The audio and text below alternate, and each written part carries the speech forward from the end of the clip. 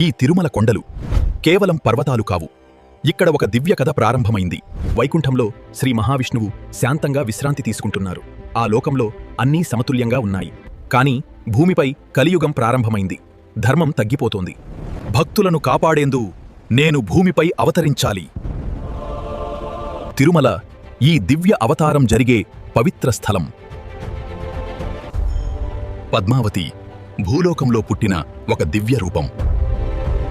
శ్రీనివాసుడు సాధారణ మనిషిలా కనిపించినా ఆయనలో ఒక అపారమైన దివ్య శక్తి ఉంది. వాళ్లు కలిసిన క్షణంలోనే ఒక ప్రత్యేకమైన బంధం ప్రారంభమైంది. ఇది సాధారణ కలయిక కాదు, దివ్యంగా నిర్ణయించబడింది. ఈ కలయిక వెనుక ఒక గొప్ప దివ్య రహస్యం దాగి ఉంది. భగవంతుడు తన అసలు రూపాన్ని చూపబోతున్నారు. ఒక్క క్షణంలో ఆకాశం ప్రకాశించింది. ఒక దివ్య కాంతి భూమిని తాకింది.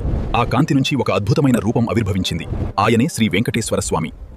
కలియుగంలో భక్తులను రక్షించేందుకు వచ్చిన దివ్య అవతారం. ఆయనను దర్శించిన ప్రతి ఒక్కరూ హృదయంలో ఒక శాంతిని అనుభవిస్తారు.